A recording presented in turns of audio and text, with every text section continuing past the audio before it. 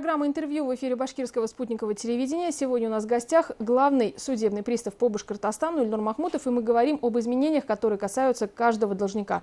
Ильнур Анварович, здравствуйте. Здравствуйте. Какие изменения вступили в последнее время? Расскажите, пожалуйста, подробнее. Это очередной такой существенный пакет поддержки населения и организаций, которые попали в сложную ситуацию в связи с коронавирусной инфекцией. Президентом Российской Федерации подписан был буквально на днях закон 20 июля этого года за номером 215 ФЗ.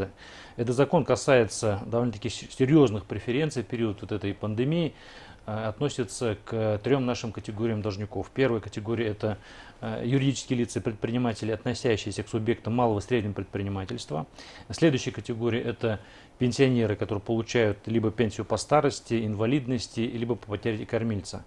Ну и третья категория, она распространяется в том числе на всех граждан-должников в нашей республике и касается ряда таких вот исполнительных производств, исполнительных действий.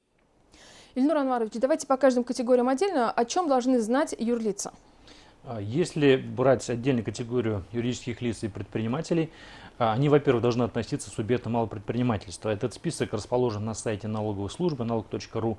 Если вы обладаете вот этим статусом, и сумма задолженности любой категории, кстати, оно не имеет значения, там, кредиты, налоги и так далее, и сумма долга не превышает 15 миллионов рублей, вам государство предоставляет в этот период до 2021 года, до 1 августа, рассрочку оплаты всех ваших имеющихся долгов. Ну, исключая, естественно, социально важные категории, такие как оплата заработной платы, не вовремя оплаченной, платежи, связанные с потерей кормильца или возмещением ущерба, причиненного здоровью.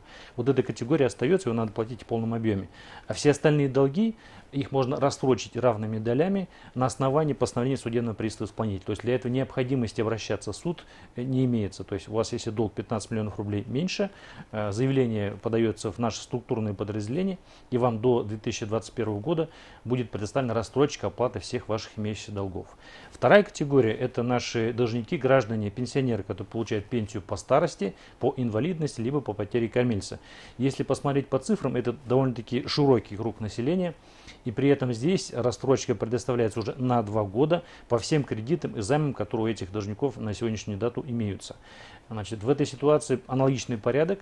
Вам необходимо обратиться в наше подразделение с заявлением о предоставлении этой рассрочки, если сумма задолженности не превышает 1 миллиона рублей, и при этом у вас нет других источников дохода или еще одного нежилого помещения. В этой ситуации государство до 2022 года, до 1 августа, предоставит вам право платить равными долями в течение вот этих 2 лет. Ну и, конечно же, в обоих ситуациях необходимо, чтобы эта рассрочка выполнялась в полном объеме, и она предоставляется только в один раз. Если вы все-таки попадаете в просрочку, не выплатите положенный вовремя срок оплату ежемесячную, эта рассрочка аннулируется, вам придется оплачивать весь этот долг в полном объеме.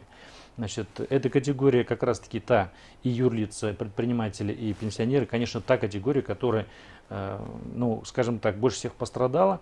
И по пенсионерам понятно, что если нет второго какого-то объекта недвижимости, то это, скажем так, не сильно обеспеченная категория наших граждан, которым необходима вот эта помощь в этот сложный период времени.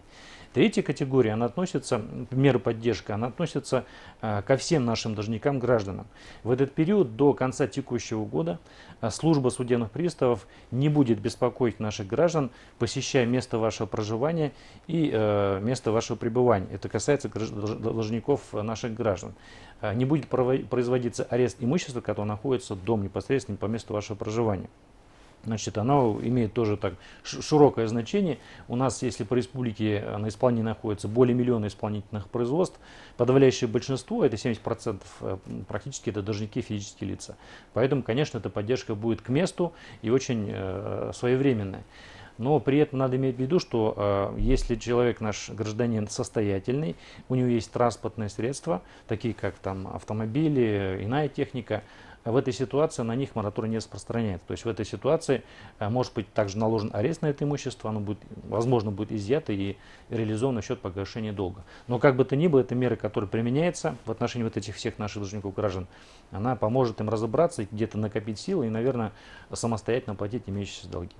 Ильнур Анварович, в это непростое коронавирусное время каким образом осуществляется взаимодействие должников и судебных приставов, каким образом можно обратиться, либо это дистанционный вариант, либо личный прием?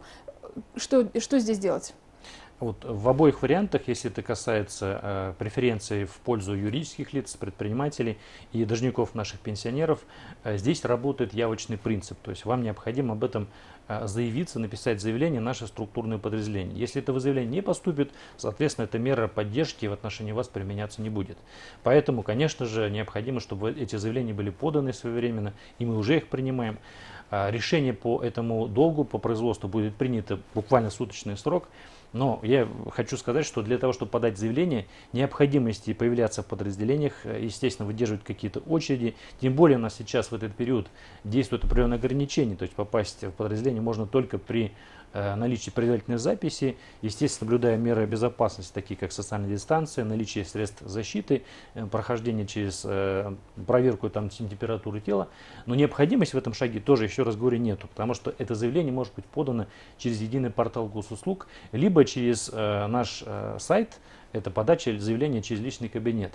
Это очень простой, доступный способ. То есть беспокоиться о том, что пристав примет решение, примет, не надо. Просто необходимо просто заявиться через удобный сервис, который позволит вам буквально суточный срок положить эту бумагу на стол приставу-исполнителю. И решение по этому поводу, конечно, будет принято оперативно и быстро. Давайте уточним пакет документов, которые нужно собрать должнику. Практически как такового пакета документов там и не требуется. Единственное, ваше волеизъявление, то есть написанное заявление, ходатайство адресовано в наше подразделение. Остальные бумаги с информацией мы соберем самостоятельно из тех источников, которыми мы владеем, доступ к базе данных, которым мы обладаем.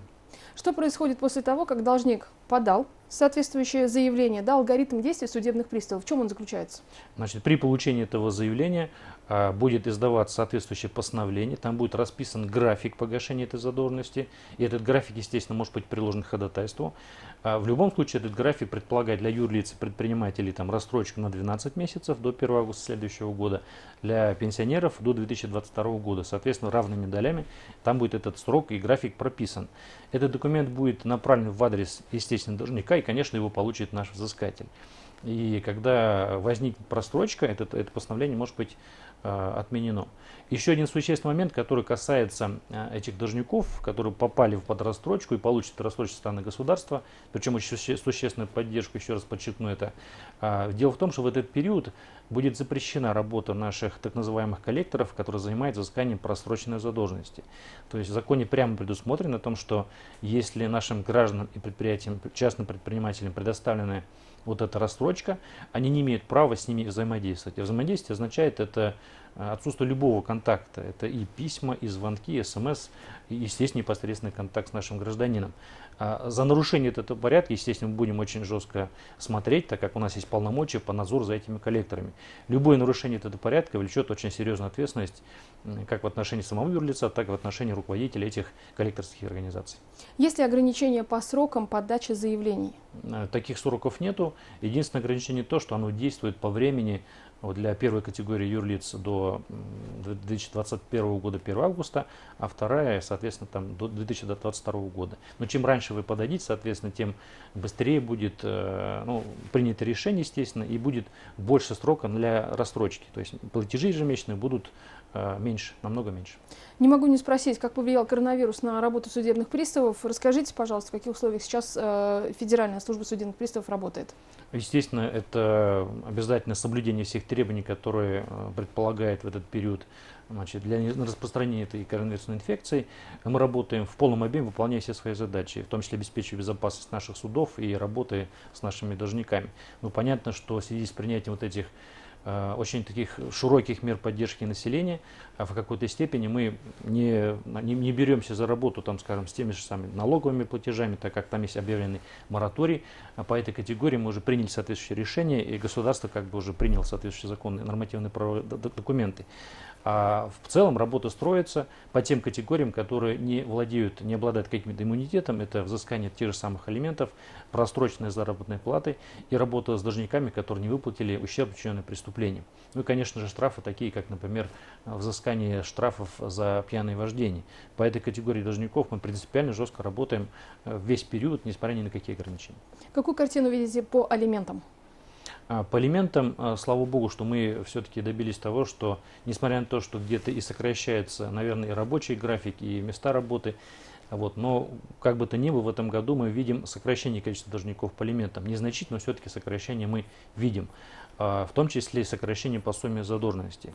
Но надо О чем иметь это говорит, Ильнур Анварович? о том, что все-таки ужесточение ответственности в отношении должников, не платящих вовремя алименты, оно, в принципе, приносит определенный результат, так как людям выгоднее, дешевле и, наверное, естественно, там безопаснее платить алименты вовремя, чем попадать под машину государства, а там очень жесткие меры, соответственно, вплоть до уголовной ответственности, причем меры иногда бывают такие, что реальные сроки лишения свободы получаются у гражданина, который длительное время не платит алименты.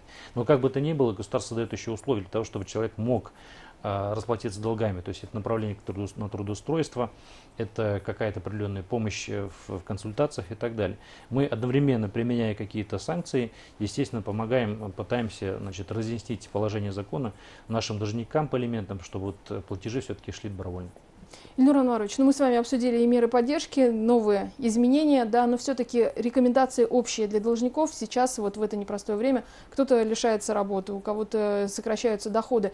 Как главный судебный пристав по Башкортостану, дайте, пожалуйста, рекомендации. В этот сложный период государство наше принимает все меры для того, чтобы поддержать наше население и предприятия, которые попали в сложную ситуацию. Поэтому необходимо просто консультироваться, смотреть те изменения, которые происходят. Они происходят очень динамично. Буквально на днях был этот принят закон, а до этого еще был принят целый пакет законов, которые касались наших должников. Поэтому ни в коем случае не отчаиваться. Государство вас поддержит, в том числе и в лице нашей службы. И не скрываться от нашей службы, конечно же. В любом случае диалог, он всегда эффективнее, чем прятаться. Да, согласен. Спасибо большое, Ильнур Анварович. Это была программа «Интервью» в эфире Башкирского спутникового телевидения. И прямо сейчас мы обсуждали изменения, которые касаются каждого должника вместе с главным по республике судебным приставом Ильнуром Махмутовым.